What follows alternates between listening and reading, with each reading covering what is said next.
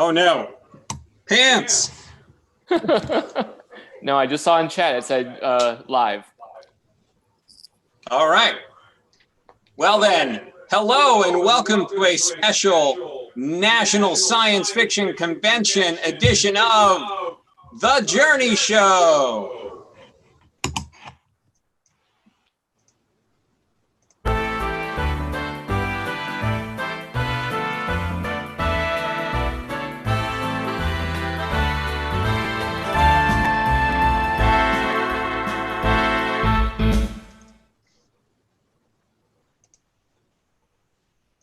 We've got a very special show for you here at The Journey Show because you may not know who Galactic Journey is, although if you went to Worldcon, you probably do. We were on the Hugo ballot this year, last year, and the year before. We are time travelers. We live exactly 55 years ago. So currently where I am at Journey headquarters, it is August 22nd, 1965.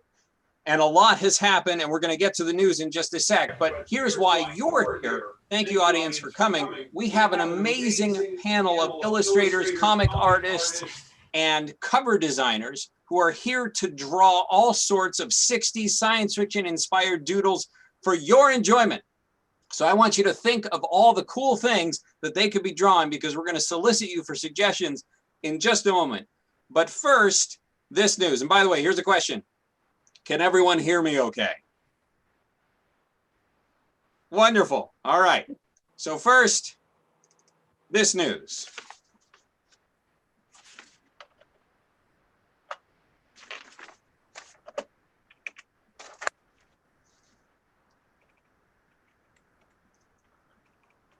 Hold on. Technical difficulties. See, totally different.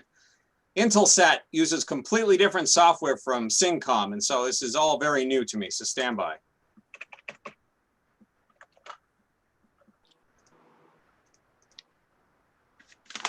All right. It's been a tumultuous fortnight since our last news update. Easily the most significant news this month was the week-long riot rebellion in the Watts neighborhood of southern Los Angeles, sparked by a late-night sobriety arrest and fueled by summer heat and years of discrimination. From August 11th, thousands of Black Angelenos crowded the streets in a conflagration of violence and looting. The unrest was only quelled after the National Guard was called in, with the last major clash occurring at a Black Muslim mosque this morning, or the morning of August 18th. The toll, 34 dead, 898 injured, more than 4,000 arrested. Damage estimates are around $45 million. If there is a silver lining to the events of last week, it is that a light has been shined on the plight of Black Americans in California. There is no question that the recent repealing of the Rumford Fair Housing Act, the 1963 law that had prevented landlords from discriminating on the basis of color, sex, or physical condition, played a part in the outrage. Also, police brutality and racial profiling. Will California and the nation learn from these events? It is difficult to say, but early signs are promising. Both Governor Brown and Dr. King were in Los Angeles during and after the riots, listening and studying. On August 9th, the city-state of Singapore, led by Prime Minister Lee Kuan Yew, formally split from the nation of Malaysia. Economic policy differences and ethnic strife between the Malay and Chinese populations of the two countries were the main factors in the breakup. Reportedly, the Marines have won the Battle of Van Tung in central Vietnam, clearing the peninsula of Viet Cong troops and insurgents. It is the first action to be conducted entirely by U.S. forces in Vietnam. After a scrubbed launch on August 19th, astronauts Gordo Cooper and Pete Conrad lifted off yesterday in Gemini 5 for an historic 8-day flight. Despite issues with onboard batteries, it looks like the two spacemen are set to double prior orbital endurance records. And on August 15th, the Beatles performed to almost 60,000 screaming fans in the first ever stadium performance at Shea Stadium in New York. Their American tour will continue throughout August 31st. Tonight, they are in Portland, and next week, they will be playing right here in San Diego. And that's the news. So for those of you who are not familiar with the journey, that was a glimpse into the world we all live in, covering the science fiction, the space shots, the music, the fashion. If it exists in 1965, chances are we've covered it, whether in America, England, West Germany, Australia, Japan, you name it, the journey is there, even the Soviet Union. But today we have a very special panel, and I'm going to introduce them one at a time, and they will show pictures of themselves as inspired by comic strips of the day. So I'd like to know who you are and who you picked as your inspiration. Let's start with Hugo finalist Alyssa Winans. Hi everybody, I am an illustrator and I work in book covers and advertising, and I drew myself as a Peanuts character, one of my favorite comic strips. Fantastic. And Kathleen, tell us about you. Hi, my name is Kathleen Obeloth. I'm an illustrator and a comic book artist, and this is a picture of me. It was inspired by Wonder Woman comics. There you go. And Jimmy?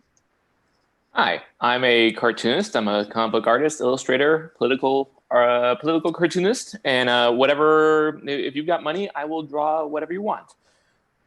I drew this drawing on myself, going for the Jack Kirby look. Fantastic. And unfortunately, where's Lorelei? Oh, there you are. All right, Lorelei, tell us about you. So I am a professional illustrator. I do illustrations for the book series, the Keetra Saga, and I also just like to doodle in my free time. And I did myself in the style of Kelly Frias, the book magazine cover illustrator. So I'm not exactly sure how it's going to work that the audience can send their suggestions to us, because it doesn't seem like we have a direct connection to the audience as we did at, oh, there we go. So we have our first request. We want a sketch of Nnedi Okorafor typing and creating Black Girl Magic and Black Boy Magic stories.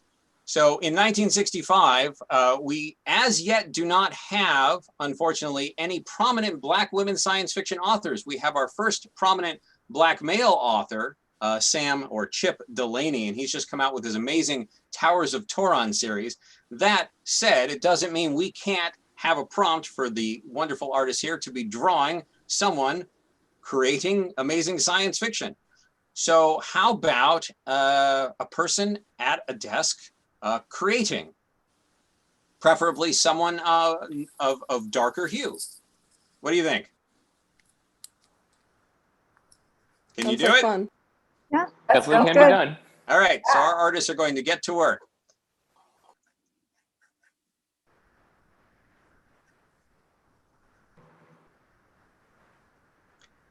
And in the meantime, I'm happy to answer any questions about life in 1965.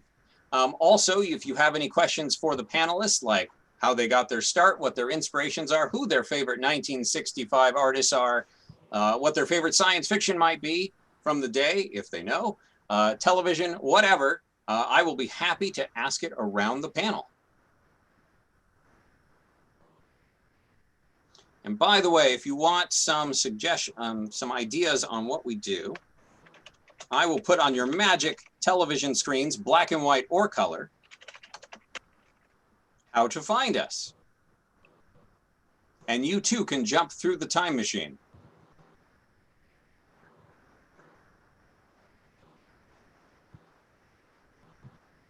I see everyone is. I had to remind myself that the creative person had to have a typewriter. Well, yes. Well, some will write longhand. Sure.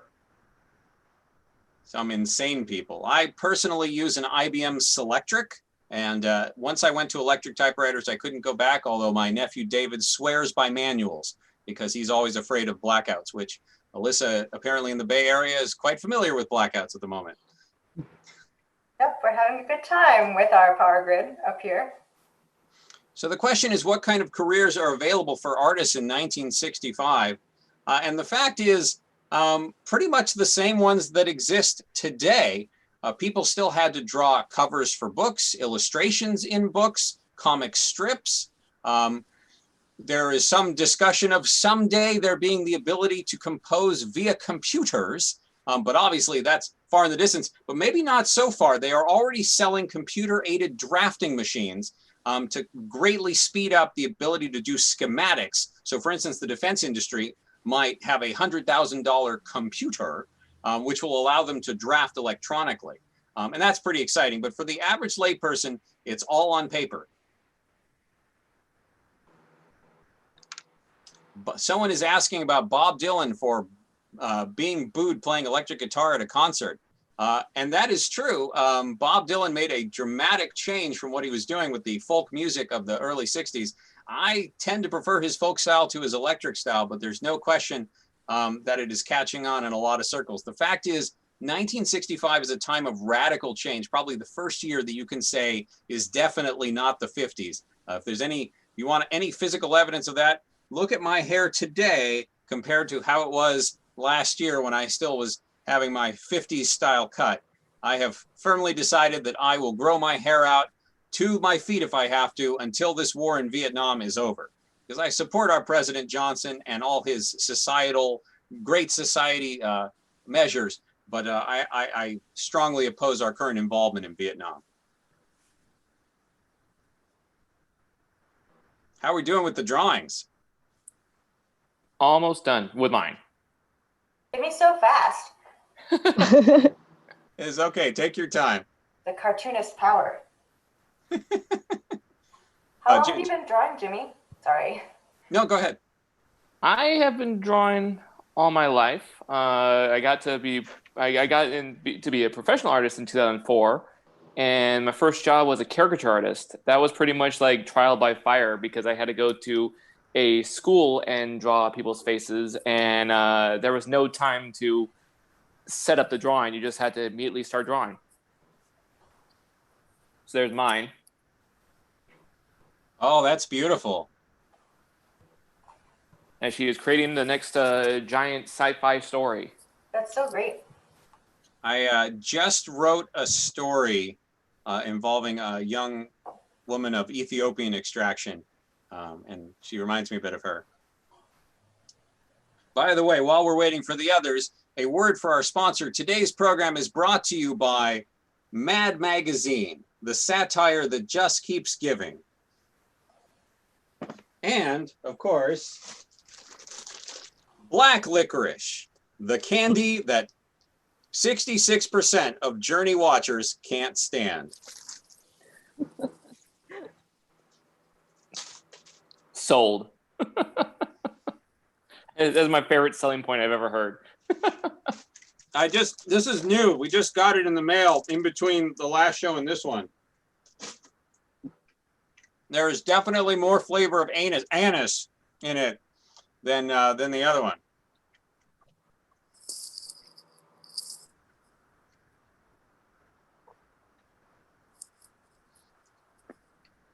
Feel free to keep the questions coming. Happy to tell you more about life in 1965.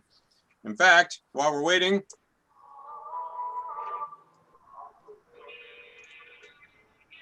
the Yardbirds are on the radio. And this is an actual radio broadcasting. We have a time warp around our house, and it plays the classics or the music of 1965. We also have a television station. I think mine's complete. Say again?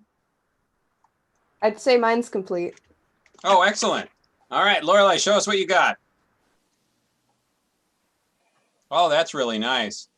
Oh, that's great. So she is writing on paper because I am biased towards paper mediums.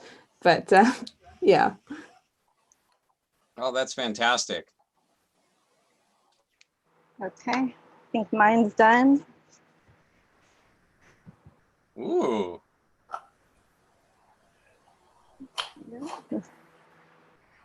Wonderful. I feel like mine's very similar, but from a different angle. No, these are all Oh, great. Wow, you captured it perfectly. All right, so we are waiting, but we won't wait for long. I'll have to come up with something, or one of us will have to come up with something for the next prompt for our lovely people to draw. What would you like to see? Actually, I have one. I have one. Based on the previous question, what would a futuristic musician be playing, and what would they look like? How futuristic are we talking? Very. As futuristic as you like. It could be tomorrow, or it could be 50, 100 years in the future. People playing their nose.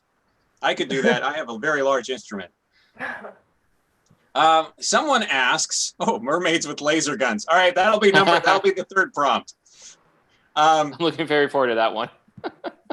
You are correct. The Voting Rights Act, which was just passed, is one of the most significant elements of LBJ's Great Society program. And this is one of the reasons I love the guy. I mean, he's uncouth and he lifts his dogs by their ears, and he sent thousands of American soldiers to die in Vietnam. I'm not very happy about that. But in terms of his domestic policy, yay, kitty. In terms of his domestic policy, he has done so much. For 20 years, nothing happened. And now we've had the poll tax abolished. We've had an expansion of Medicare exists now. So people over a certain age are automatically medically insured. Apparently, there's a revitalization of immigration that's going to go through Congress. That's been stalled for 20 years. They shut the door in 1924, and for 40 years, people have been kept out. And who can forget the tragic images of Jews trying to get into this country in the late 30s and being turned away only to be killed by the Nazis when they got back to Germany. So the times they are a-changing, as Bob Dylan says, and probably none too soon. The restive violence we are seeing and the backlash in the South all speaks to the fact that society is changing all of a sudden like a tectonic shift. Certainly the Voting Rights Act is long overdue. And as long as it gets enforced by the courts and by the troops, I think we can see things from that.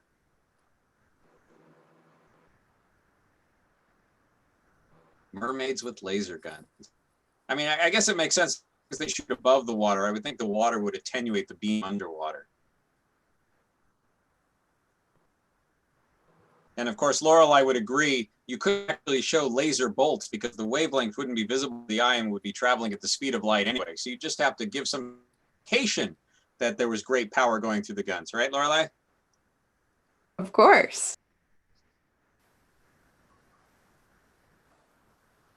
All right, anyone want to place any bets on who's going to finish this one first?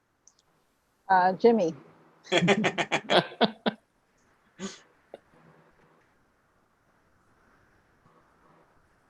I don't know. I'm getting really intricate with this one. It's getting very suitable.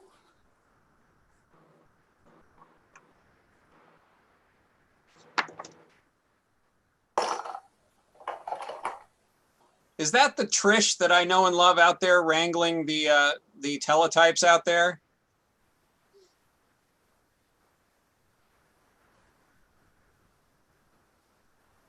The member of another Hugo finalist organization? I bet it is. I don't know if she can hear me, but if it is, hi Trish.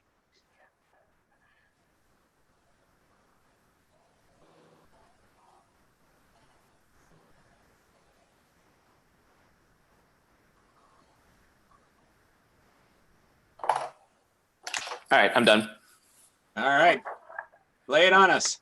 I don't know the name of it yet. It's, I'm not really that good at naming instruments, but this instrument uses your brain waves to play. Oh, amazing.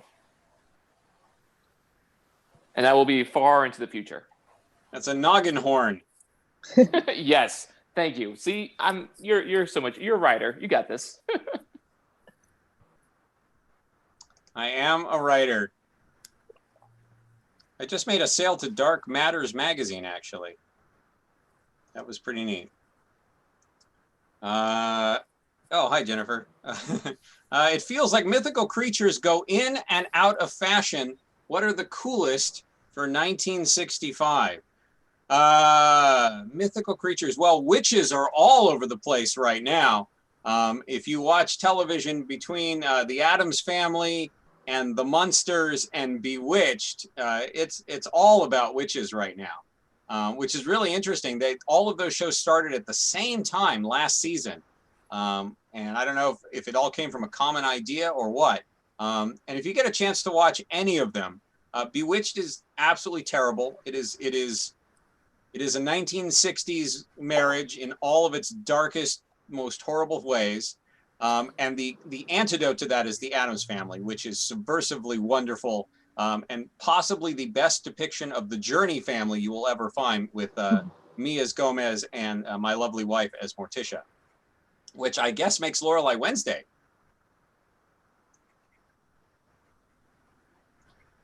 So I finished mine. All right, show us, Wednesday. So this one actually takes on I saw this clip on TV recently, actually, of this invention that just came out where somebody was playing a piano, but the piano keys were connected to bits of tape which had recordings of other instruments on them. So when you played it, it played other instruments. So you had like a whole orchestra at your fingertips. So my theory is that in the future, they're going to keep going with this, but instead of tape, it's going to be hooked up to maybe like computers behind the scenes that have like clips on the computers. And I don't know how they'll get them backstage because they'll be awfully heavy, but something like that where it's a whole orchestra instrument. That's amazing. So the instrument she's talking about is called the mellotron. So this is going to be the vacotron, or the unitron. Oh, and Lorelei, you've been asked to show your picture closer to the camera so it's easier to see. Okay, I'll see if I can hold it up.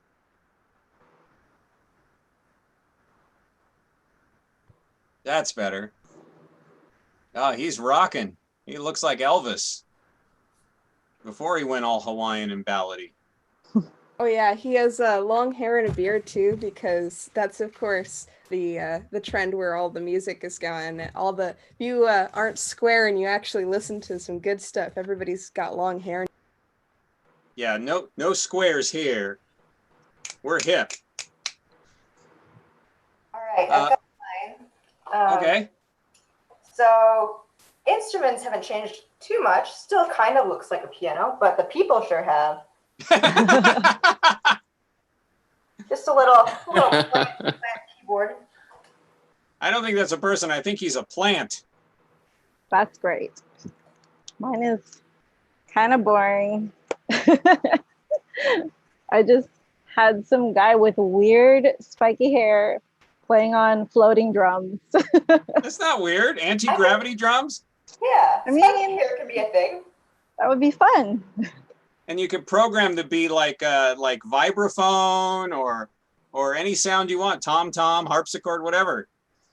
No, Yeah. that's fantastic. All right. Well, that's everybody. So are you ready to do mermaids with laser guns? Yes.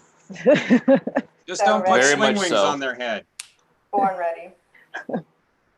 So someone asked, are we seeing science fiction inspired by recent political changes? Absolutely. In the mid to late 50s, a whole bunch of countries that were formerly, that's easy for me to say, colonial possessions, which is to say conquered by other people, got their freedom. And so we went from around 50 nations in the world to more than 100. And the United Nations is now living up to its name, or maybe perhaps not, because there are lots of disunity in the United Nations. And we are seeing decolonialization and liberation and revolt definitely being a theme we're seeing out in science fiction. Now, some of that, of course, is good old Americana, because we had a revolution in this country. And so we draw on those traditions. But it's sort of being fed again by the recent wave of revolution, I think. Also, because of sort of the second wave of feminism and liberation of peoples, we're getting a lot more stories about peoples getting their freedom. We're seeing better representation in our science fiction of more diverse kinds of characters. And we're seeing more frank discussion of, I'm afraid to say, sex. So that's going to be really interesting. We'll see if they stand the smut test over the next few years. Would you like to see my mermaid? Do you have to ask? Oh, powerful.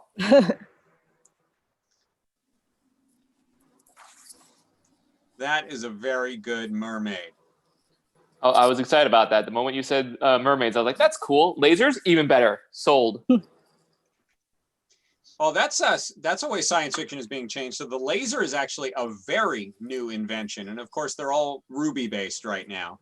But the laser has only been in common parlance for the last, say, 5 years. And so we're just starting to see lasers in science fiction as weaponry, and also used for other things too. So that's pretty interesting.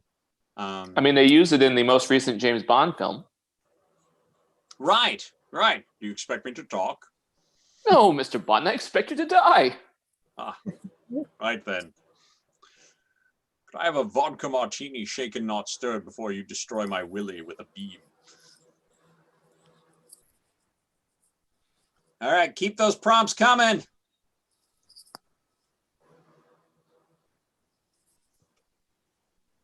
It's weirdly hard to keep mermaids PG-13, sort of. Just think, Disney. Yeah. They did all right. I'm very confused. What do mermaids have with Disney, and what is this rattling of letters and numbers? That sounds like maybe a French fighter plane, the PG-13. But I think what she's worried about is her drawing violating some of the blue laws. But this is science fiction, and we've always been on the cutting edge, and there's always been covers that have sort of pushed the lines in terms of the va-voom. So worry not, Alyssa. Okay, so I kind of took some liberties with this one because my favorite thing to do with mermaids is make a reverse mermaid where the top half is a fish and the bottom half is legs. And also, instead of a gun, I gave it laser eyes. Oh, that's cool. Amazing.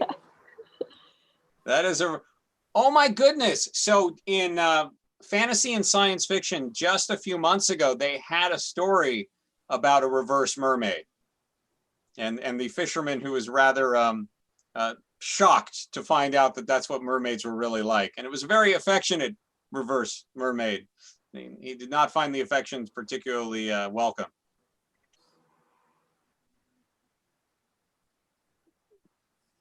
So for those who... Oh, go ahead. On, sorry. I was gonna say, Lorelai, that even the intro was funny on that drawing. I was looking, just having a reverse mermaid with laser vision is amazing. I think that's a new Olympic dive name.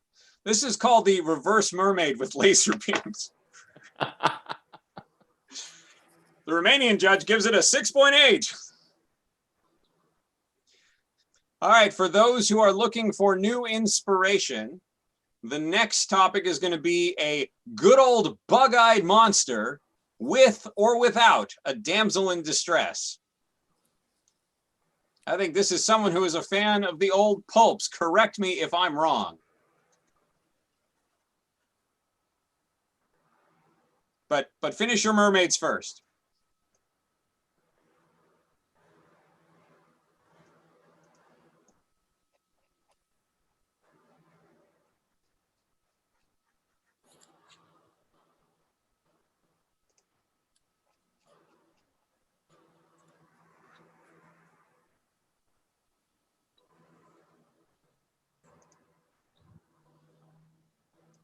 My bug-eyed monster is going to be not a fan of Mondays. I actually really like Mondays. The only thing I don't like about Mondays is bookstores tend to be closed on Mondays. So when I'm selling one of Journey Press's fine titles, including Rediscovery Science Fiction by Women, 1958 to 1963, whenever I call the stores, I don't get through. But on the other hand, it means I don't have to work as hard on Monday.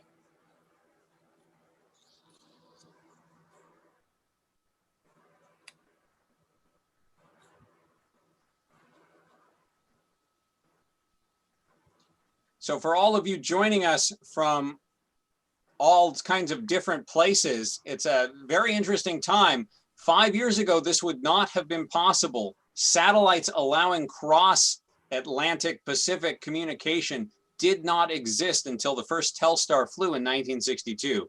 And I cannot overstate the impact this had on the world. There were songs about Telstar. It influenced the design of art and physical objects.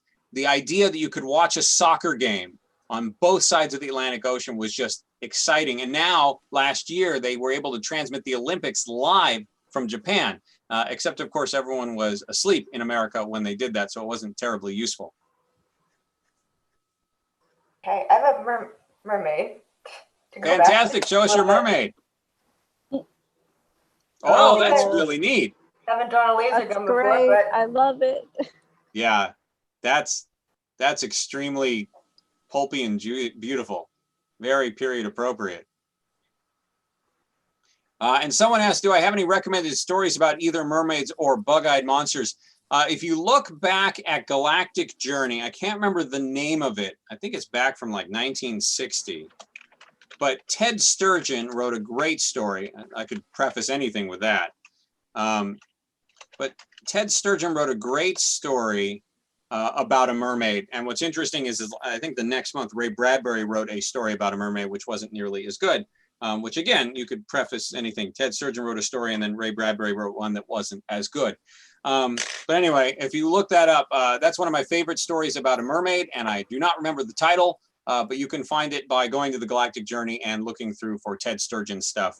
It's in fantasy and science fiction, probably around 1960. Okay, I'm done with my here's- monster. I'm done with my mermaid. I want to see your mermaid Kathleen's- first. Oh my goodness. amazing. So flowy. Thank you. I feel like Kathleen and Alyssa's mermaids would either be fighting to the death or a super duo. Super They're duo. collaborators. Yes. You know, we could probably do a comic series and make $1 million. And by the way, in 1965, $1 million is a lot of money. I would like $1 million. So if you want recommended stories about bug-eyed monsters, if you want to watch The Outer Limits, which was an anthology show that aired for a year and a half from 1963 to 1964 and was covered in its entirety, by the way, by Natalie Devitt at The Journey. The first season, every episode featured someone in a suit playing a bug-eyed monster. In the following year, we got stories with a bit more nuance, and they actually got Harlan Ellison writing a couple of the stories, and neither of which he did under the pen name Cordwainer Bird. But the first season, if you want bug-eyed monsters, it is a wonderful homage to the bug-eyed monsters of the 50s B movie. So that is the Outer Limits television show. And Jimmy's looking at me going, so what am I going to draw now? I'm ahead of everybody else. Class, can I go home? So Jimmy, I'm afraid you're going to have to go to that old standby. Oh, what'd you do? It's a fly man. Oh. He's a moth. He's a moth who hates Mondays. Oh, I see. Moth is just trying to do its job. So if you came to the last show, you saw that people drew lots of really flattering pictures of me. Andy Ducleth, who's the one person on the panel who couldn't be here, drew me with, I think, 18 abdominal muscles, which, you know, is not quite accurate. I actually have 24, but it was pretty close under the circumstances. So, Jimmy, if you'd like to draw perhaps a flattering picture of you and me standing side by side, as we often are, that would be wonderful. Can we be in space? We can be anywhere you want. Excellent. I have beard envy. Jimmy is outclassing me by far. You look a bit like that young, he does commercials for coffee and does some other things. Henson, I think his name is. I think he's on the rise with his career. Sounds like a name I should follow. I wouldn't expect you to know it. It's obscure.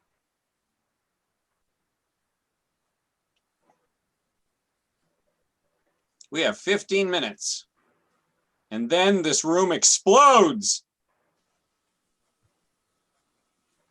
By the way, for those who are here, if you want a fun place to go, you can actually join us 55 years ago in Portal 55. And on your home's television screens, if you enter that address into your teletype machine, you will be able to join us live in living text back 55 years ago. We're actually having a very avid discussion on the value of awarding Hugos to works that had not been awarded Hugos. So for instance, works from the 1940s before the Hugos became an event in the early 50s. Is it an idea with merit, or should we let the past die? It's an excellent discussion. I, of course, am of the opinion that the past is important. Otherwise, I wouldn't be living here. So we would hope that if they ever in the future decided to revive this idea of giving Hugos to things before the Hugos, that they carry through. Of course, we would also ask that they go beyond the usual suspects like Campbell and Lovecraft and look at the unsung creators of the day. So for instance, I don't know if you knew this, but in Campbell's magazine Unknown, which was the fantasy companion to Astounding in the late 30s, early 40s, there were 9 women who were published in those pages, many of whom only wrote for Unknown and published stories there.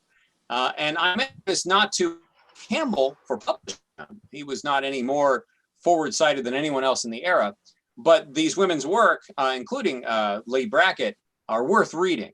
So if you get a chance, it is important to enjoy the past because there's so many unsung classics back there. And so if they ever have something, call it the retro Hugos, I should hope that instead of canceling them as some sort of protest against celebrating the past, instead look for these underrepresented, underappreciated, lost classics and bring them to the fore. This has been a public service announcement of Galactic Journey. Not to subject change, back to bug monsters. Like the wrong topic to go back to, but I've got one here. I like friendly bug monsters. Just He's trying adorable. to also go to He's school. a cute bug monster. Aw. Who's a I have little a- bug monster? You're a bug monster. I have like a fly-looking one. It's not so cute. Do they have a sandwich? Is that a sandwich they've got? The piece of bread, just because I'm hungry. Look like pancakes. Maybe they're dripping Oh. down it. That sounds delicious. Oh my gosh. He had French toast for breakfast. Oh, yeah. It makes me hungry. I want French toast. It's It was almost dinner time. delicious. Dripping Wow. with butter and maple syrup and Oh, man. other carbohydrates. Delicious. Oh. All right, Lorelai, what do you got? Oh, Oh. I love that. I went for That's something really a good. lot- Wow. It's a crocodile and a goat mixed together. Cool. That's Crocodote. great. Terrifying. Croco goat. Oh. Go to dial. Go to dater. Alligator. Croco goat. All right, we have 12 minutes left, which is enough time for one prompt. What is a good prompt? You know, we were going to do spaceships last one, and we didn't do a spaceship last one. How do you feel about drawing a spaceship? Will that work? Spaceship? Yeah. Yeah. All right. They're going to be drawing a spaceship. You know, one of the neat things about, there's a new show coming out called Star Trek. It may be coming out as early as January 1966, starring William Shatner, who you may remember from 2 episodes of The Twilight Zone and 1 of The Outer Limits. And what was really neat about that is, unlike all the other ships I've seen on television, it's not a big pencil or bullet shell. It's got a weird, not aerodynamic shape to it. It's like got a flying saucer, but it's got these pylons coming out the back. Very clearly not designed to enter an atmosphere. It's one of the first really science fiction inspired designs. So I'm interested to see if you go with the more traditional pulp science fiction or personal Jetsons vehicle or something more realistic, thoughtful, like the Enterprise. Here's a drawing of us. Yes. Oh, there you go. I want to draw more lasers. You do look determined. Jimmy, I need to commission you and pay you lots of money to do lots of Galactic Journey themed art, because we could do so many cool promos. I would agree with this. In fact, if you like, Jimmy, after the show, hit me up with ideas for how you think we could do promotions, because that would be amazing. Business, it happens everywhere. Will these sketches be available for purchase? Why not? Does anyone mind selling their work? No. That's fine.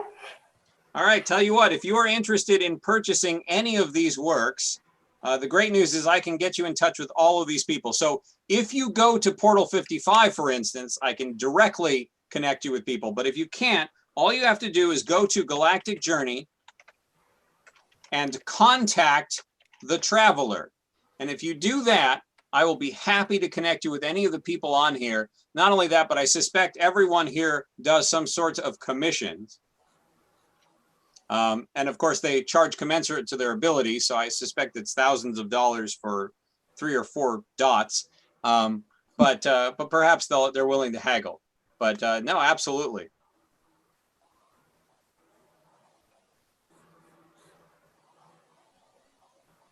Lorelai's looks a bit like a fuse or a spark plug.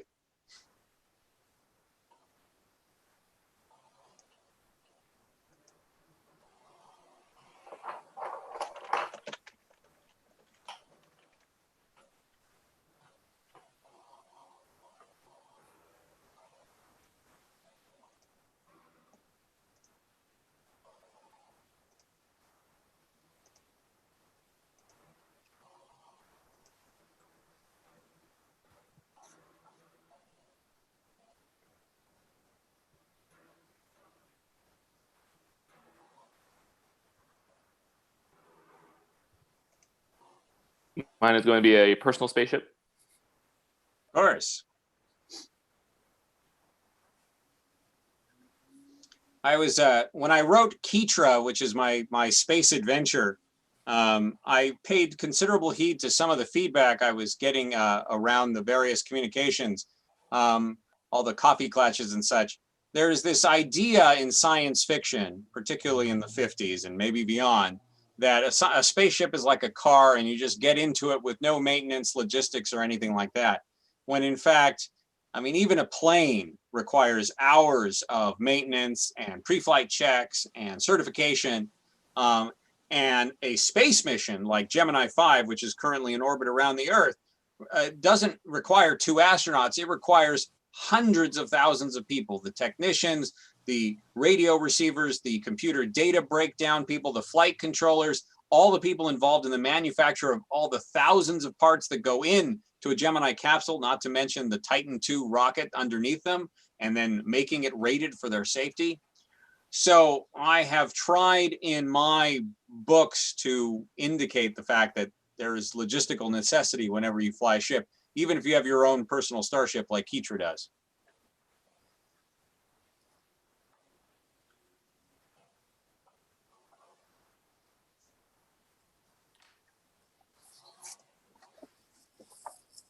There we go. Oh, great. I love that giant eye. So how are they not exploding in the vacuum of space?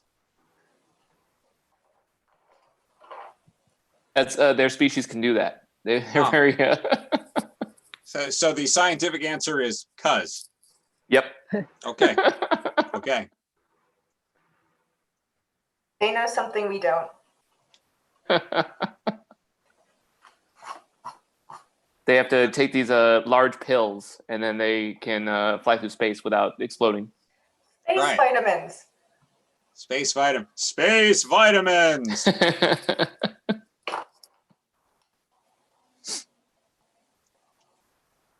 All right, you got 5 minutes. Can you do it? Speed. Speed.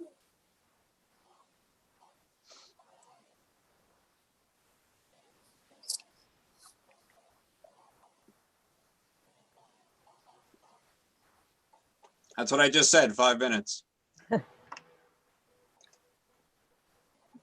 Okay. Here's mine. Oh, that's I really love neat. it. So cool. Thanks. What a great silhouette. You can put that up for a little longer. Let people really enjoy it. Oh. I like that's like in motion too. Got some speed Yeah. on it. I like Yeah. the detail on the hull. Oh, thanks. It looks like Lorelei's making a ship that is designed to be rotated for artificial gravity. Right. Very realistic. I could see it being like a space station. Sometime in the future, you could have lots of different races meeting on it. It could be sort of a diplomatic a place of gathering, a home away from home. And because of all the different languages, you might call it something biblically inspired like Babylon. Maybe give it a number to indicate that there's been lots of them. Babylon 15 or something. Just an idea, just pulling that out of nowhere. Well, I've made a ship that kind of looks like a pierogi, not intentionally.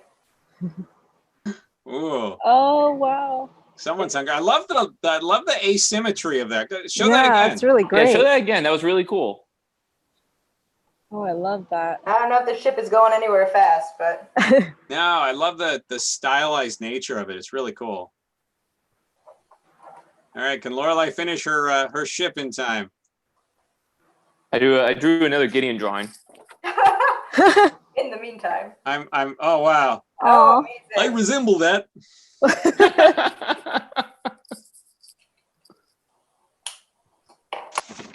Hold on, let me sign some autographs. Let's see. John Smith. Oh, I love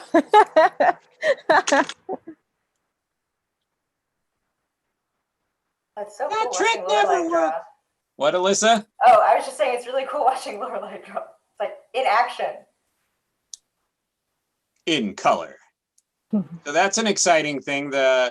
In September, just a couple weeks from now, the fall season's going to open up, and I think it's CBS that's going to be, or maybe it's NBC that's going to be an all-color prime time for the 8% of Americans who have color TV sets.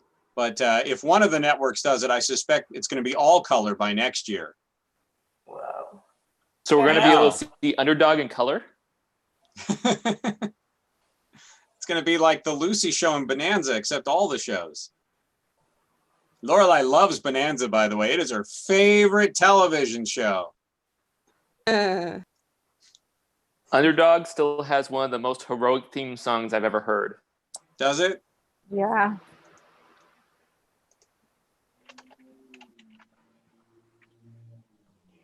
Okay, I'm gonna call it here.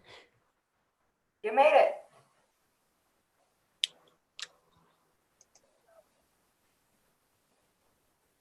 You're muted. Yeah, I know. So basically my idea for this one is there's the central part here is where the humans stay. So it's like rotated like a central gravity or artificial gravity well, and all of the squares are windows to rooms. And then the back part here is a giant engine, which is used both to power the thrusters and to rotate the central part. And then the front there is both computer and reserve power. And at the very front is a little gun because You have to. you have to. You never know. It's not a weapon, it's a communications laser. All right, well, that is our show today. We hope you all enjoyed it, both of you. And we hope to see you at the portal. We hope to see you at the journey. And thank you, NAS, for inviting us to be at your wonderful show. We hope to be working together again. And the next show that Galactic Journey is going to do is in 2 weeks. We will be doing another Journey show, a fandom inspired show. So be sure to come. Thanks, everybody. Thanks all. Thank you. Bye. Bye.